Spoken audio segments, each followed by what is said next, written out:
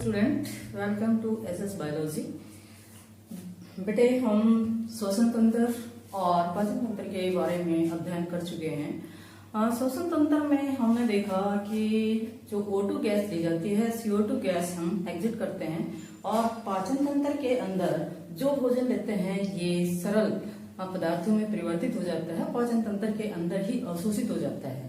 तो यहाँ आज हम अध्ययन करेंगे कि जैसे पाचन तंत्र के अंदर जो सरल पदार्थ हमारे खाद्य पदार्थ के बनते हैं, ऐसे ही जो ऑक्सीजन अवशोषित होती है वो प्रत्येक कोशिका के अंदर कैसे पहुंचती है। हम पता है कि मानव है बहुकोशिकीय जीव है, तो बहुकोशिकीय जीव हर कोशिका है अमीबा की तरह है, वातावरण के संपर्क में नहीं है कि गैसों का आदान प्रदान है वो डिफ्यूजन से, विसरण से हो जाए।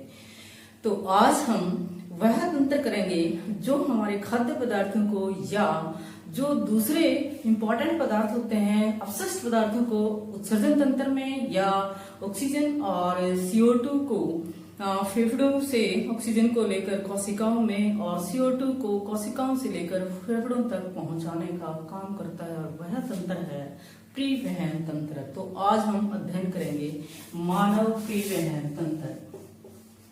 मानव परिवहन तंत्र है, ये किससे बना होता है और इसके कौन कौन से घटक हैं मानव। तो पहले हम देखते हैं कि मानव परिवहन तंत्र के घटक मीन्स वो किस किस से बना होता है।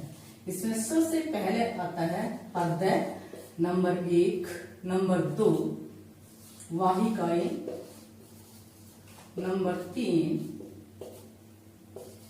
रक्त। तो 3 इसके मुख्य घटक हैं, हृदय, वाहिकाएं। सपोज ये हृदय है और हृदय है, ये किसका कार्य करता है? इन तीनों घटकों के कार्य क्या है? हृदय एक पंप का कार्य करता है, ये रक्त को वाहिकाओं के अंदर प्रवाहित करता है। यहाँ ये जो डॉटेड है ये रक्त है। अब वाहिकाओं का क्या कार्य है? वाहिकाएं हैं, ये रक्त को प्रवाहित करती हैं, यानी कि इनके अंदर जो रक्त है वो प्रवाहित होता है, एक स्थान से दूसरे स्थान पे जाता है। और रक्त है, इसका क्या कार्य है? ये रक्त है CO2, O2 या जो हमारे खाद्य पदार्थ हैं ये सब, इसके अलावा जो अपशिष्ट पदार्थ हैं इन सब को ले जाने लाने का कार्य करता है। तो यहाँ क्वेश्चन आता है मानव परिवहन तंत्र के घटक कौन कौन से हैं। तो आपने बताना है हृदय, वाहिकाएं, यानी हृदय और वाहिकाएं और रक्त जो इनके अंदर से प्रवाहित होता है। अब इन तीनों के कार्य क्या है? क्वेश्चन अगर ये है कि मानव परिवहन तंत्र के घटक बताइए और उनके कार्य बताइए, तो आप बताएंगे नंबर 1 हृदय, जो कि एक पंप का कार्य करता है और रक्त को पूरे शरीर में प्रवाहित करता है, पंप करता है, वाहिकाओं में भेजता है। वाहिकाएं हैं, इनका कार्य क्या है? ये इसमें से रक्त प्रवाहित होता है एक जगह से दूसरी जगह, वाहिकाओं के अंदर से होकर ही जाता है। और रक्त का क्या कार्य है? रक्त है जो इंपॉर्टेंट पदार्थ होते हैं, जैसे कार्बन डाइऑक्साइड है, ऑक्सीजन है, या सरल खाद्य पदार्थ है, ग्लूकोज, अमीनो अम्ल है, वसा वसी अम्ल है, हार्मोन्स हैं, यह सभी खनिज लवण हैं। और जो अपशिष्ट पदार्थ यूरिया जैसे अपशिष्ट पदार्थ हमारे नाइट्रोजनस वेस्ट मटेरियल बॉडी के अंदर बनते हैं, उन सभी को एक स्थान से दूसरे स्थान पे, सही स्थान पे ले जाने का कार्य हमारा रक्त का है। अब हम देखते हैं कि हमारा जो हृदय है वो इसकी बनावट क्या है, संरचना क्या है, और ये किस प्रकार पंप की भांति कार्य करता है। तो हृदय की जो संरचना है उसका हृदय की काट का अध्ययन करके हम कर सकते हैं। तो पहले हम हृदय की काट का, हृदय को अगर काटते हैं तो ये हमें कैसा दिखाई देता है। तो हृदय की काट का चित्र का अध्ययन करते हैं, उसके बाद हम हृदय के कार्य विधि के बारे में और देखेंगे। तो ये हमारा मानव हृदय है, इसके अंदर से नीचे वाले जो पार्ट हैं इन दोनों को निले कहा जाता है, ऊपर वाले जो पार्ट हैं ये आलिंद है। तो ये हमारे यहां से ऐसे, और ये हमारे नीले हैं, और ऊपर वाले जो पार्ट हैं ये आलिंद, यहां से लेकर और ये आलिंद है, उधर से ये वाला भी आलिंद है।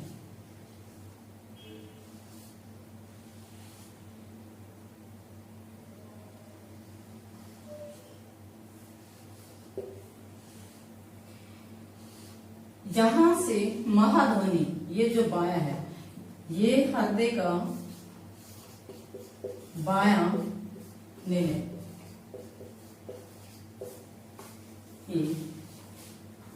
ये हृदय की दीवार है जो बीच में दोनों के हैं, इसको विभाजिका कहा जाता है, इंटरवेंट्रिकुलर सेप्टम और विभाजिका। ये दायां निलय, यहां से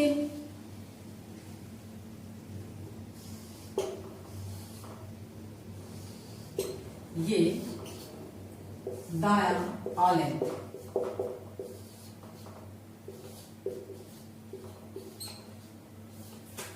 ये बायां आलिंद।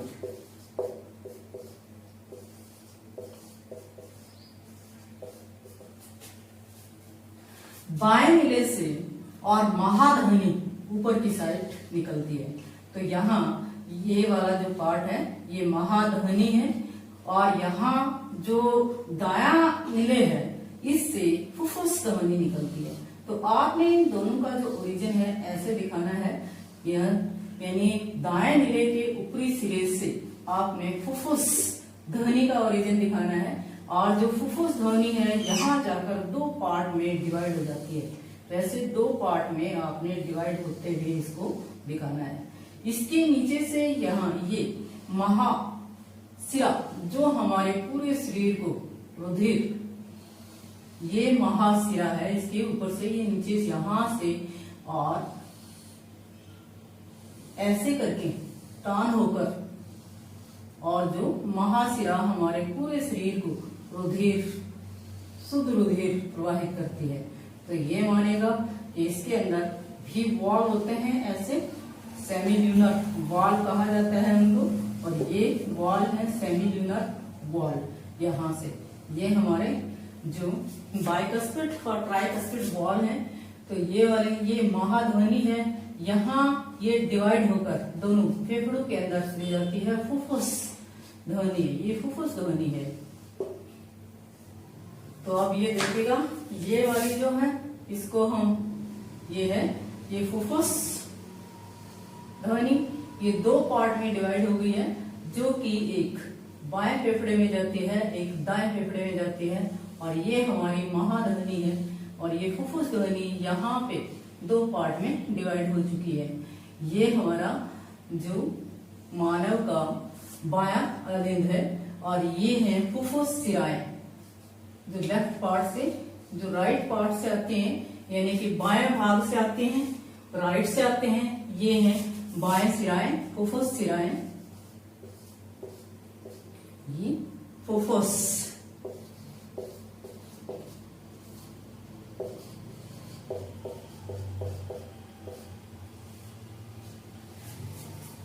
ये महाध्वनि,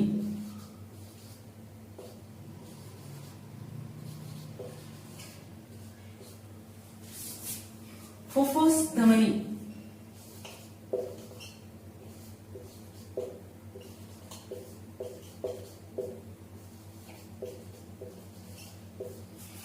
अब आप देखिएगा कि हृदय की, मानव हृदय की काट का चित्र, ये मानव हृदय की काट का चित्र है। अगर आता है मानव हृदय की काट का चित्र बनाइए, तो आप बनाएंगे कि मानव के दो, मानव हृदय के अंदर चार चैम्बर होते हैं, चार कोष्ठ होते हैं, कि दो आलिंद और दो निलय। नीचे वाले भागों को निलय कहा जाता है, ऊपर वाले भागों को आलिंद कहा जाता है। बाएं पार्ट के अंदर शुद्ध रुधिर प्राप्त होता है, और दाएं पार्ट के अंदर अशुद्ध रुधिर प्राप्त होता है। और जो निलय, आलिंद और निलय के बीच में वाल्व होते हैं, जिनको जो बाएं भाग के अंदर दिए हुए है वो है बाइकस्पिड वॉल, और जो दाएं भाग के अंदर वॉल होते हैं इनको कहते हैं ट्राइकस्पिड वॉल। ऐसे ही जो वॉल हैं ये फुफ्फुस ध्वनि के अंदर और महाध्वनि के अंदर भी वॉल होते हैं, जिनको सेमील्यूनर वॉल कहा जाता है। तो रुधिर है वो किससे रिसीव होता है? पूरे शरीर से, यानी जो शुद्ध रुधिर होता है फेफड़ों से फुफ्फुस से आए और ये बाएं आलिंद के अंदर लेकर आते हैं। जब बायां आलिंद सिकुड़ता है तो जो रुधिर होता है ये बाएं नीले के अंदर प्रवेश करता है। जब बायां नीले सिकुड़ता है तो शुद्ध रुधिर है महाध्वनि के अंदर प्रवेश करता है। महाध्वनि पूरे शरीर के अंदर लेकर जाती है शुद्ध रुधिर को, और पूरे शरीर के से शुद्ध अशुद्ध रुधिर है वहां पे कार्बन डाइऑक्साइड और ऑक्सीजन का आदान प्रदान होता है। कार्बन डाइऑक्साइड रुधिर में प्रवेश करती है और ऑक्सीजन रुधिर से कोशिकाओं में प्रवेश करती है। कोशिकाएं हैं, ये रुधिर है, ये CO2 को लेकर, और हमारे जो सिराएं होते हैं ये निचले भाग से, सिरा है जिसको शरीर के निचले भाग से, जो वेना केवा जिसे कहते हैं, तो निचले भाग से सिरा से महासिरा, ये ऊपरी भाग से महासिरा है।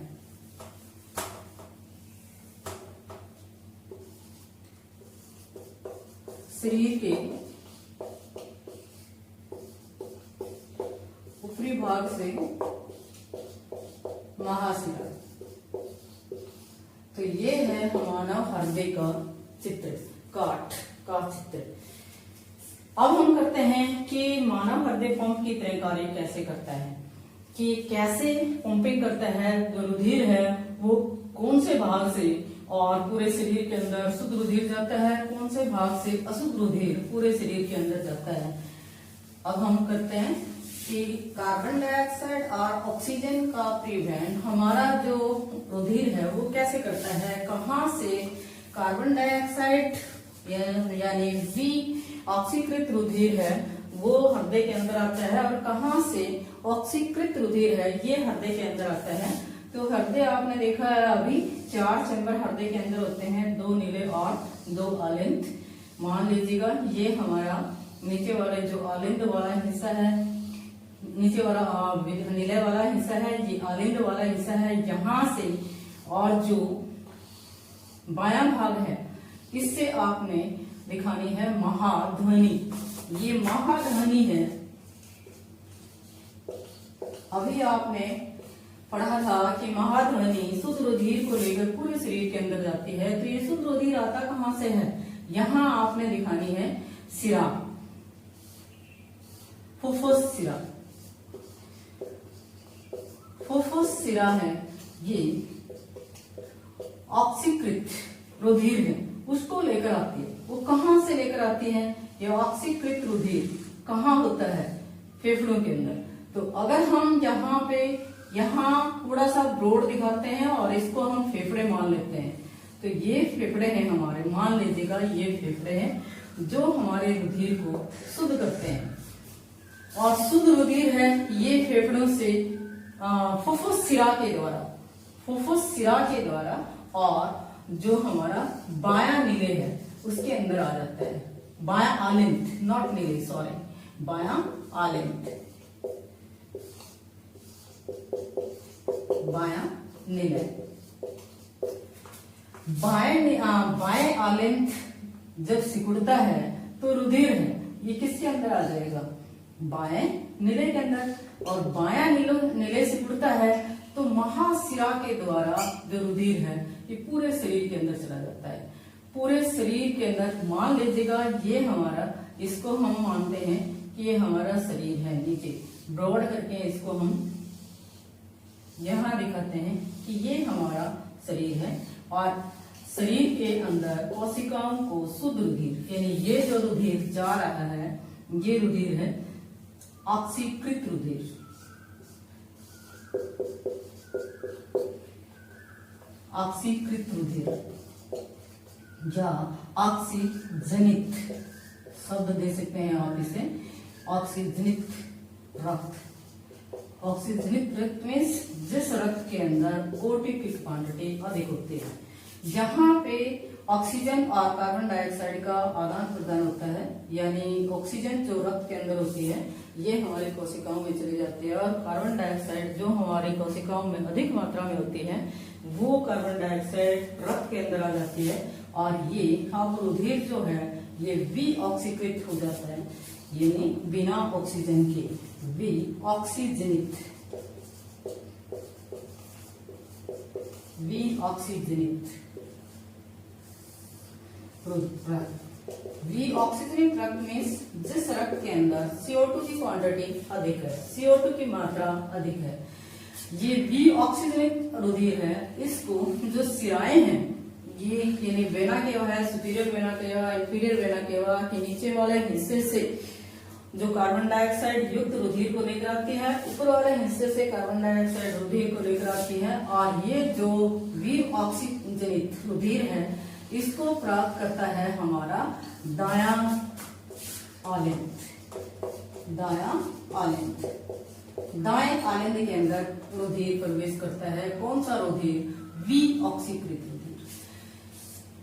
विऑक्सीकृत दाएं आलिंद के अंदर प्रवेश करता है। यहाँ जब दायां आलिंद है ये सिकुड़ता है तो यही विऑक्सीकृत रुधिर है ये किसमें प्रवेश करेगा? दाएं नीले के अंदर। तो ये वाला जो पार्ट है इसको कहेंगे दायां नीले। जब दायां नीले सिकुड़ता है तो जो रुधिर है ये प्रवेश करता है फुफ्फुस ध्वनि के अंदर। फुफ्फुस ध्वनि, आप इसके अंदर फुफ्फुस ध्वनि को यहाँ से सीधा दिखा सकते हैं। ये फुफ्फुस ध्वनि के अंदर प्रवेश करता है और फुफ्फुस ध्वनि इसको लेकर जाती है फेफड़ों के अंदर शुद्ध करने के लिए। ये फेफड़ों के अंदर शुद्ध होने के लिए जो रक्त है ये जा चुका है। तो यहाँ रक्त का जो पाथ होगा वो क्या होगा उसको आप ये देखिएगा, यहाँ से और नीले से और फुफ्फुस ध्वनि के अंदर, ये है फुफ्फुस ध्वनि। फुफ्फुस ध्वनि मीन्स वह ध्वनि जो कि अशुद्ध रुधिर को फेफड़ों के अंदर लेकर जाती है। तो ये हमारे हड्डी का ऊपरी पार्ट यानी कि नीले वाला है। नीचे वाला दोबारा से इसका पार्ट देखिएगा, जो हमारा बायां हिस्सा होता है उसके अंदर शुद्ध रुधिर कौन प्राप्त करता है? शुद्ध रुधिर आता है फुफ्फुस सिरा के द्वारा फेफड़ों से। यानी कि यहाँ पे हमारे फेफड़ों के अंदर जब हम श्वसन क्रिया करते हैं तो उस श्वसन क्रिया में शुद्ध वायु हमारे शरीर में प्रवेश करती है, उसका आदान प्रदान फेफड़ों के अंदर होता है और हमारा जो रुधिर होता है ये ऑक्सीजनित रुधिर बन जाता है। तो ऑक्सीजनित रुधिर को और लेकर कौन आते हैं? जो फुफ्फुस सिरा होते हैं ये बाएं आलिंद के अंदर लेकर आते हैं।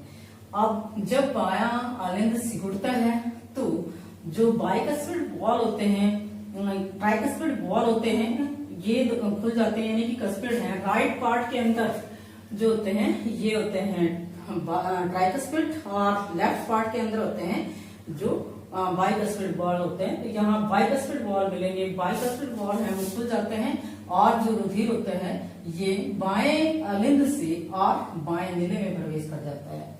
अब बायां नीले जब सिकुड़ता है तो ये वॉल क्लोज हो जाते हैं। जैसे हमारे घर के दरवाजे एक ही साइड खुलते हैं, ऐसे ही जब बाइकस्पिड और ट्राइकस्पिड वॉल एक ही तरफ खुलते हैं। जब नीचे से और नीले सिकुड़ता है और दाब बढ़ता है तो ये दोनों कस्पिड वॉल हैं ये बंद हो जाएंगे। तो ब्लड के ऊपर प्रेशर आता है और जिससे किसमें प्रवेश करता है? महाशिरा के अंदर। तो महाशिरा है ये शुद्ध रुधिर यानी कि ऑक्सीजनित रुधिर को लेकर कहाँ जाती है? हमारे पूरे शरीर के अंदर, और प्रत्येक कोशिका को ऑक्सीजनित रुधिर है ये देती है।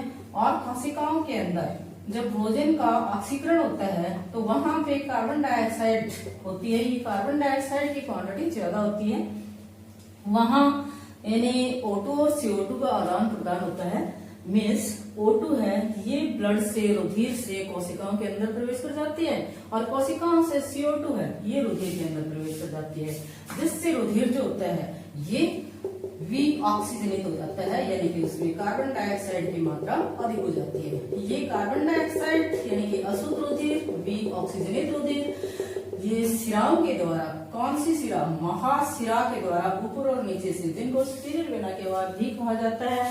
और ये आ जाता है किसमें, दाएं नीले के अंदर, दाएं आलिंद के अंदर। जब दाएं आलिंद है ये सिकुड़ता है तो विऑक्सीजनेट रुधिर है ये दाएं नीले के अंदर प्रवेश करता है। जब दाएं नीले सिकुड़ता है तो विऑक्सीजनेट रुधिर ये फुफ्फुस ध्वनि के अंदर प्रवेश करता है। फुफ्फुस ध्वनि उसको लेकर जाती है फेफड़ों के अंदर शुद्ध होने के लिए। तो यहाँ पे फेफड़ों में जो हम शुद्ध वायु लेते हैं और उस शुद्ध वायु में ऑक्सीजन की मात्रा अधिक होती है, कार्बन डाइऑक्साइड की मात्रा कम होती है, तो यहाँ पे फिर गैसों का आदान प्रदान होता है। यानी कि रक्त से कार्बन डाइऑक्साइड वायु में प्रवेश करती है और वायु से ऑक्सीजन रक्त में प्रवेश करती है और इस प्रकार हमारा जो रुधिर है वो शुद्ध होता रहता है और मां ध्वनि के द्वारा पूरे शरीर को शुद्ध रुधिर मिलता रहता है।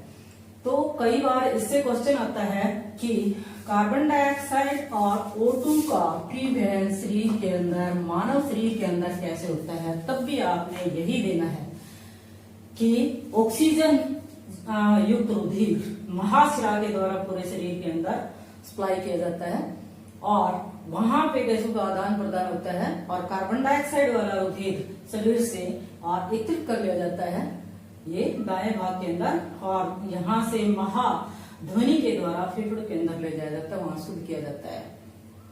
और क्वेश्चन इसमें से ये भी आता है कि मनुष्य में दोहरे परिसंचरण तंत्र का वर्णन कीजिएगा। तब भी आपने यही करना है कि दोहरा परिसंचरण तंत्र होता क्या है, पहले ये बताना है। दोहरा परिसंचरण तंत्र वह तंत्र जब रुधिर का प्रवाह शरीर में से एक बार होता है तो हृदय में से 2 बार हो जाता है, इसीलिए इसको दोहरा परिसंचरण तंत्र कहते हैं। आइए देखते हैं कैसे हैं कि शरीर में से जो रुधिर का प्रवाह एक ही बार होता है लेकिन हृदय में से 2 बार होता है। देखिए यहाँ से फुफ्फुस शिरा के द्वारा जो ऑक्सीजनित रुधिर है ये बाएं आलिंद के अंदर प्रवेश करता है, तो यहाँ से बाएं नीले में प्रवेश करेगा, बाएं नीले सिकुड़ता है तो महाशिरा के द्वारा पूरे शरीर के अंदर जाता है और पूरे शरीर से ऑक्सीजन देने के बाद विऑक्सीजनित रुधिर होता है ये महाशिरा के द्वारा और जो दाएं आलिंद के अंदर आता है, दाएं आलिंद से और जो दाएं नीले के अंदर प्रवेश करता है, यानी कि हृदय से और शरीर में और शरीर से हृदय में। इसका एक चक्कर कंप्लीट हो चुका है और इसको कहते हैं सिस्टेमिक सर्कुलेशन या सिस्टेमिक परिवहन, यानी कि इस परिवहन को कहा जाता है सिस्टेमिक परिवहन। तो एक जो परिवहन है ये सिस्टेमिक हुआ। अब आप ये देखिए यानी हृदय से शरीर में, शरीर से हृदय में। अब यहाँ विऑक्सीजनित रुधिर था, ये फुफ्फुस ध्वनि के द्वारा फेफड़ों में प्रवेश करता है और फेफड़े से ऑक्सीजनित रुधिर होता है ये फिर फुफ्फुस शिरा के द्वारा और शरीर में प्रवेश करता है, हृदय में प्रवेश करता है। तो ये एक चक्कर और कंप्लीट हो गया, हृदय से फेफड़े में, फेफड़े से हृदय में। इसको बोलते हैं पल्मोनरी सर्कुलेशन या पल्मोनरी परिवहन। पल्मो वर्ड किसके लिए यूज किया जाता है, लंग्स के लिए, पल्मोनरी परिवहन। तो 2 परिवहन होते हैं, सिस्टेमिक परिवहन जिसमें हृदय से और शरीर में, शरीर से हृदय में एक चक्कर, दूसरा हृदय से फेफड़ों में, फेफड़ों से और हृदय के अंदर दूसरा चक्कर, इसलिए इसको दोहरा परिसंचरण भी कहा जाता है। तो 5-6 नंबर का क्वेश्चन जो बनता है तो मानव के अंदर दोहरा परिसंचरण तंत्र का वर्णन कीजिएगा, तो भी आपने यही देना है।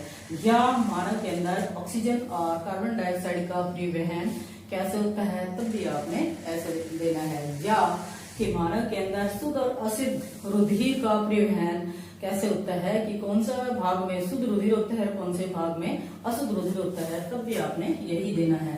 तो ये था हमारा जो रक्त यानी परिवहन तंत्र के एक भाग के बारे में, यानी हृदय के बारे में कि हृदय कैसे कार्य करता है और यह विभिन्न पदार्थों को यानी विभिन्न पदार्थों वाले रक्त को और कैसे पंप करने का कार्य करता है। अब हम करते हैं वाहिकाएं। वाहिकाएं हैं वो हमारे कितने प्रकार की होती हैं, कौन कौन सी होती हैं, क्या एक जैसी ही होती हैं सारी की सारी। तो वाहिकाएं हैं ये हमारे शरीर में 3 प्रकार की होती हैं। नंबर 1 है धमनी, नंबर 2 है शिराएं और नंबर 3 है केशिकाएं। केशिकाएं। तो ये अब ध्वनि क्या होते हैं, सिराएं क्या होती हैं, इनको हम कंपैरिजन में कर लेते हैं। ध्वनि कौन सी होती है? ध्वनि उन वाहिकाओं को कहा जाता है जो मोस्टली शुद्ध रुधिर को लेकर जाती हैं, यानी कि जिनमें शुद्ध रुधिर प्रवाहित होता है, केवल एक को छोड़कर। फुफ्फुस ध्वनि एक्सेप्शन है, इसमें अपवाद है। इसमें ज्यादातर क्या होता है? अशुद्ध रुधिर। अशुद्ध रुधिर मीन्स ऐसा रुधिर जिसमें CO2 की क्वांटिटी ज्यादा होती है। इसके अलावा सेकेंड इसमें दे सकते हैं, ध्वनि उन वाहिकाओं को कहते हैं जो रक्त को हृदय से दूर लेकर जाते हैं, जो रक्त को हृदय से और शरीर में लेकर जाते हैं। सिराएं उन वाहिकाओं को कहते हैं जो रक्त को इकट्ठा करते हैं, जो रक्त को इकट्ठा करते हैं। कहां से? शरीर से, हृदय में, यानी कि जो रक्त को इकट्ठा करते हैं किसमें? हृदय के अंदर। हृदय के अंदर रक्त को लेकर आते हैं उनको। ध्वनि है तीसरा जो अंतर है, ध्वनि है इनकी जो दीवारें होती हैं वो मोटी होती हैं। दीवारों की जो भित्ति कहिएगा, यहाँ पे दीवारों की भित्ति है ये मोटी होती है, इनकी दीवारों की भित्ति है वो पतली होती है, यहाँ पे यानी कि पतली होती है। ये दीवारों की भित्ति कैसे? जैसे ये एक नलिका है और अगर आप इसको काटते हैं, यहाँ से काटते हैं, तो हमारे जो ध्वनि है उनकी जो भित्ति है वो ऐसे इतनी मोटी होगी और हमारे यानी कि लिमन पतला होगा, और सिराएं हैं उनकी भित्ति है ये ऐसे पतली होगी, लिमन चौड़ा होगा। यानी कि बीच का जो छेद है, ये जो भित्ति है ये पतली ये भित्ति होती है, यहाँ ये भित्ति है ये मोटी है, लिमन छोटा है। यहाँ पे लिमन ब्रॉड है, जो छिद्र है वो ब्रॉड है और भित्ति है ये पतली है। इसके अलावा यानी कि फोर्थ इसके अंदर आप बना सकते हैं, ध्वनि के अंदर कोई वॉल्व नहीं होते, ऐसे वॉल्व नहीं होते, और सिराओं के अंदर की साइड वॉल्व होते हैं। तो इसमें लिखोगे कि वॉल्व हैं वो नहीं पाए जाते, इसके अंदर क्या है कि वॉल्व होते हैं। तो ये हमारे कुछ जो ध्वनि और सिराओं के अंदर अंतर थे, यानी वो वाहिकाएं जिसमें से शुद्ध रुधिर होता है, जो रुधिर को हृदय से दूर लेकर जाते हैं, ज्यादातर जिनकी दीवारें मोटी होती हैं, फ्लेक्सिबल यानी कि कम होती हैं, फ्लेक्सिबल होती हैं, और वॉल्व नहीं होते, उनको कहते हैं ध्वनि। और जिनमें अशुद्ध रुधिर होता है, जो रक्त को इकट्ठा करते हैं, जिनकी दीवारें पतली होती हैं और जिनके अंदर की साइड वॉल्व होता है, क्योंकि वो अगेंस्ट ग्रेविटी है, ये रुधिर को कलेक्ट करते हैं, तो उनको कहते हैं सिराएं। अब ये केशिकाएं हैं, ये क्या है? जब ध्वनि है, मान लीजिएगा हम ये ध्वनि मानते हैं, ध्वनि है जैसे आपने देखा है कि शुद्ध रुधिर को लेकर जाते हैं, तो ध्वनि है वो आगे जाकर शाखान्वित हो जाती है, और जैसे जो ध्वनि शाखान्वित यानी कि इसमें ध्वनिकाएं बन जाती हैं, और ये ध्वनिकाएं हैं ये फिर दोबारा से आगे जाकर और छोटी छोटी जो शाखाएं हैं वो बना लेती हैं, और ये जो छोटी शाखाएं हैं फिर आपस में कंबाइन हो जाते हैं। तो बीच में जो ये छोटी छोटी शाखाएं हैं इनको केशिकाएं कहते हैं। ये हमारी सिरा है उधर, और ये हमारी ध्वनि है। तो ध्वनि शाखान्वित होती है, पतली पतली महीन जो वाहिकाएं बनाती हैं उनको केशिकाएं कहते हैं, और इन्हीं वाहिकाओं के अंदर गैसों का आदान प्रदान होता है, क्योंकि इनकी दीवारें इतनी पतली होती हैं कि इनमें से आसानी से गैसों का मिश्रण हो सकता है। तो ये थी हमारी वाहिकाएं। अब तीसरा जो पार्ट है ये है रक्त। रक्त है वो किससे बना होता है, उसका जो कार्य है वो क्या है। फ्री वहन तंत्र के आपको 3 घटक बताए थे, हृदय हो चुका, वाहिकाएं हो चुकी, उनका अंतर हो चुका, और अब आता है रक्त। रक्त है ये किससे बना होता है? रक्त एक संयोजी उत्तक है, और ये जो संयोजी उत्तक है ये हमारे खाद्य पदार्थों को, सरल खाद्य पदार्थ है, हार्मोन है, खनिज लवण है, CO2, O2 और अवशिष्ट पदार्थ है, उनका वहन करता है। ये बना किससे होता है? इसके मुख्य 2 पार्ट होते हैं। नंबर 1 है प्लाज्मा और नंबर 2 है इसमें कणिकाएं। तो इसमें जो कणिकाएं हैं वो क्या है, प्लाज्मा क्या है। कणिकाएं फिर दोबारा से 3 टाइप की होती हैं, आरबीसी, डब्ल्यूबीसी और हमारी पट्टिकाणु। जो पट्टिकाणु हैं उनको बिंबाणु भी कहते हैं, प्लेटलेट्स या बिंबाणु भी कहते हैं। प्लाज्मा है, ये क्या कार्य करता है, कैसे, इसके अंदर 90% है ये वाटर होता है, 7% प्रोटीन होते हैं इसके अंदर जो, और इसके अलावा जो जैसे ग्लूकोज है, फाइब्रिनोजन है प्रोटीन, और खनिज लवण है या अवशिष्ट पदार्थ हैं CO2 और O2 में, ये सभी घुलित अवस्था में, विलय अवस्था में और प्लाज्मा के अंदर प्रवाहित होती रहती हैं। तो वो तरल पदार्थ जिसमें सभी कणिकाएं हैं वो फ्लोट करती रहते हैं, तैरती रहते हैं, और जो जिसका 90% पार्ट है वो जल से बना होता है, 7% प्रोटीन से बना होता है, और जो दूसरे सरल पदार्थ होते हैं जैसे ग्लूकोज है, खनिज लवण है या कुछ हार्मोन है, एंजाइम है, वो सभी हमारे और प्लाज्मा के अंदर ही होते हैं। फिर है कणिकाएं, कणिकाएं हैं आरबीसी जिनको लाल रक्त कणिका भी कहते हैं, इसको रेड ब्लड कैप्सूल्स, लाल रक्त कणिका। अब लाल रक्त कणिका है, इसका जो फंक्शन है वो क्या है, ये क्या कार्य करती हैं। लाल रक्त कणिका हमारे शरीर में सबसे ज्यादा पाई जाती हैं और about 50 million 50 lakhs you can say per cubic blood. So this जो लाल रक्त कणिकाएं होती हैं ये इनका रंग लाल क्यों होता है, इनके अंदर एक रंजक होता है जिसको हम हीमोग्लोबिन कहते हैं, और ये हीमोग्लोबिन है यही जो हमारे यानी कि ऑक्सीजन का परिवहन करता है। हीमोग्लोबिन की ऑक्सीजन के साथ कंबाइन होने की कैपेसिटी होती है, CO2 के साथ कंबाइन होने की कैपेसिटी होती है, तो इसलिए हमारे लाल रक्त कणिकाएं होते हैं ये इसी के कारण रुधिर का रंग लाल होता है, यही O2 और CO2 का परिवहन करते हैं। फिर है WBC, व्हाइट ब्लड कैप्सूल्स, श्वेत रक्त कणिकाएं, इनकी संख्या इनसे काफी कम होती है, 7000 पर क्यूबिक mm ऑफ ब्लड, और इनकी जो मुख्य कार्य क्या होता है, ये हमारे शरीर की रक्षात्मक प्रणाली बनाते हैं, यानी कि कीटाणुओं से या किसी भी बीमारी को उत्पन्न करने वाले जो जर्म्स होते हैं हमारे शरीर में प्रवेश कर जाते हैं तो उनसे हमारी रक्षा करते हैं, यानी कि ये रक्षा संस्थान बनाते हैं, शरीर की रक्षा करते हैं। इसके अलावा पट्टिकाणु हैं, पट्टिकाणु हैं ये रक्त के प्रवाह को रोकते हैं, यानी कि रक्त के थक्के बनाते हैं, रक्त को जमाते हैं। ये मान लीजिएगा कि जब हमें चोट लग जाती है और हमारे रक्त है वो प्रवाहित होने लग जाता है तो उस समय पट्टिकाणु वहां आकर और रक्त को जमाते हैं जिससे और ज्यादा फ्लो नहीं होता। तो ये सभी है रक्त के बारे में, यानी कि मुख्य 2 भाग होते हैं, प्लाज्मा और कणिकाएं। तो जो प्लाज्मा है वो 90% H2O का बना होता है, पानी बना होता है, 7% प्रोटीन है, और जो दूसरे खाद्य पदार्थ सरल रूप में होते हैं, खनिज लवण भी होते हैं, एंजाइम और हार्मोन भी इसमें पाए जाते हैं। फाइब्रिनोजन एक प्रोटीन होता है जो रक्त के जमाने में सहायता करता है। 3 कणिकाएं होती हैं जो आरबीसी, डब्ल्यूबीसी, पट्टिकाएं। आरबीसी है लाल रक्त कणिकाएं हैं, इनका रंग लाल हीमोग्लोबिन के कारण होता है।